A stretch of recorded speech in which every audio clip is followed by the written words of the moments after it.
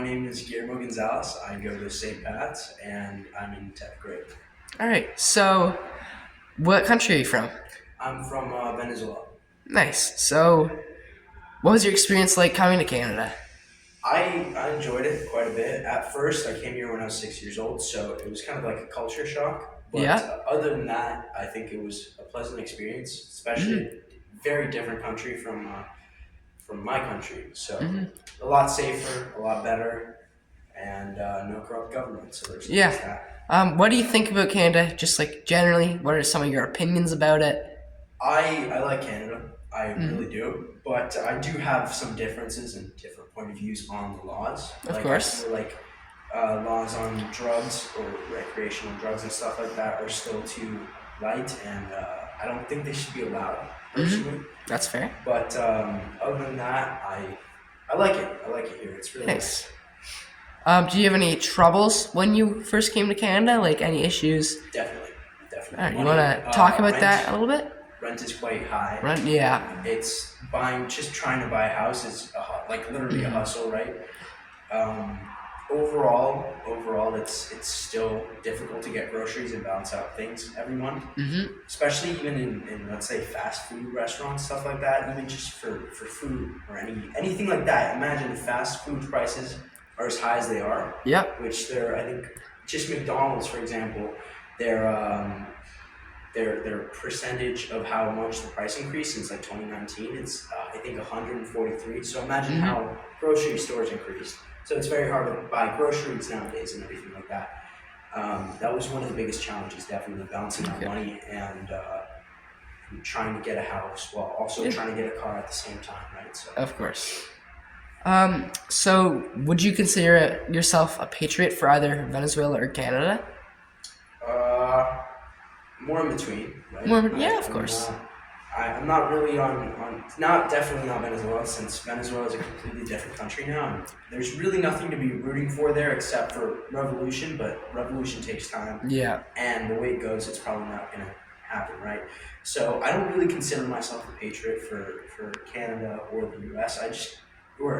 Venezuela, but I just consider myself a patriot. Yeah. Okay. Do you celebrate like Canada Day? Canada, yes, I do. All right, nice. Did you wear like a poppy on Remembrance Day? Yes, yes, All I right, do. nice. I do the due diligence, right? Yeah. Yeah. What do you think patriotism is? Patriotism. It's been a while since I reviewed the word, but I guess being very tied to the country's, let's say, traditions and stuff like that, right? Of course. And going after it completely, like on Remembrance Day, you go through a full ceremony and everything like that. On Yep. Canada Day, you go through a full ceremony or anything like that. I celebrate those days, and I still abide by what those days mean, right? Like if you have Remembrance Day, for example, you have to maybe give a moment of silence. I'll do that and stuff like that. But it's not like I'm hard on those holidays, right? Okay. Yeah. Do you have any opinions about Canada? Like just in general, like what you like about it, what you don't like, like Accessibility. accessible. Definitely accessibility and safety. In Venezuela, you don't have accessibility towards grocery stores.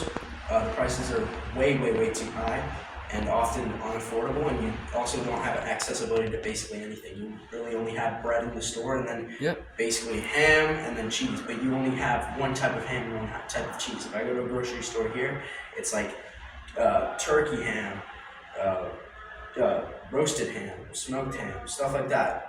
All different types of things, which is all accessible to the public. Right? So safety in the country, I appreciate safety more here rather than in Venezuela, because in Venezuela, regularly, if you don't roll with, let's say, the kind of like a terrorist group, because in reality it almost is, right? It's a very fine line, and they're crossing over that line almost, right? If you don't roll with that group, then and you're not part of that group, and you're part of a rebellion, as they say, you're completely screwed, right? Everybody treats you differently. The police treat you differently since it's a corrupt society overall, and it's a corrupt government, and the people around you treat you differently, right? They'll act like they never knew you. Your own family, right? They'll disown you, right? Completely if you don't agree with them on those notes or anything like that. And you can't go out in the street wearing a ring or earrings, the smallest bit of gold, right? Anything. any jewelry, anything, right? Anything that like thugs would see value in, they rob you, they mug you, right? And sometimes they even hold you at gunpoint.